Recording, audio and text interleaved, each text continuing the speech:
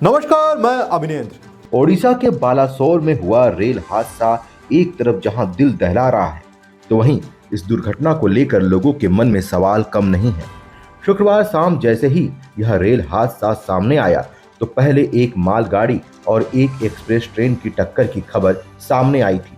उस दौरान शुरुआती लिहाज से 30 लोगों की मौत ने लोगों में हलचल मचाई, लेकिन जब सामने आया कि टक्कर 2 नहीं 3 ट्रेनों की हुई है तो यह लोगों के लिए चौंकाने वाली बात बन गई। 3 ट्रेनों के आपस में टक्कर कैसे हो सकती है? शुक्रवार की शाम से लेकर मृतकों के बढ़ते आंकड़ों के बीच यह सवाल तैरता रहा कि आखिर 3 ट्रेनें लड़ी तो लड़ी कैसे। मेरे को थोड़ा आग लग गया था, इसलिए सोया था।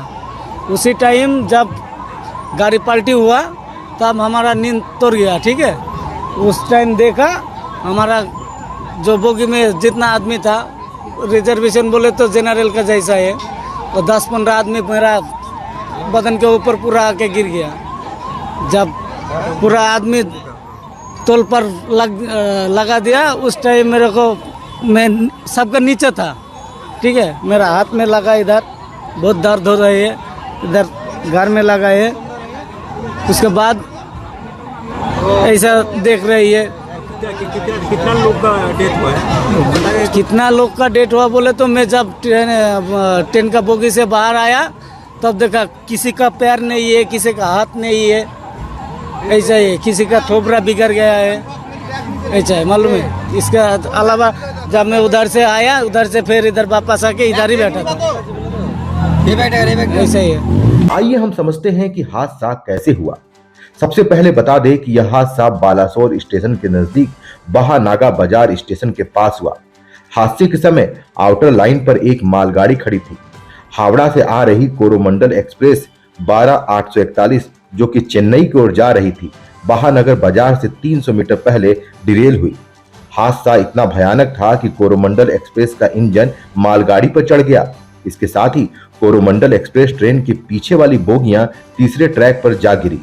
तभी इस ट्रैक पर तेज रफ्तार से आ रही हावड़ा बेंगलुरु एक्सप्रेस 12-864 ट्रैक पर पड़ी कोरोमंडल एक्सप्रेस की बोगियों से बहुत तेजी से टकराई। स्थानीय लोगों ने कहा कि उन्हें लगातार तेज आवाजें सुनाई दी। एक के बाद एक तेज धमाके जैसी आवाज सुनकर वे मौके पर पहुंचे। उन्होंने देखा कि ट्रेनें डिरेल पड़ी हुई थी और सामने स्टील, लोहे और अन्य धातु के बेतरतीब टूटे फूटे ढेर के अलावा कुछ नहीं था। एक जानकारी के अनुसार इस हादसे में अब तक करीब 300 लोगों की मौत हो चुकी है और करीब 900 लोग घायल हुए हैं। हादसे की भयावहता के साथ सबसे बड़ी चर्चा का विषय यह भी रहा कि 3 ट्रेन आखिर आपस में लड़ी कैसे, कहां पर लापरवाही हुई, आखिर रेलवे प्रशासन क्या कर रहा था। मेरा नाम वंदना कटेरा है। हम लोग कोरोमंडल से आ रहे थे और कोरोमंडल अचानक से मैं वॉशरूम से जैसे ही अंदर आई तो देखी कि ट्रेन अचानक से पूरी टेढ़ी हो गई और मैं उसको पकड़ के मैं खुद बैलेंस नहीं कर पा रही हूँ। मैं गिरने जैसे हो गई क्योंकि मेरी बॉडी पूरी टेढ़ी हो गई।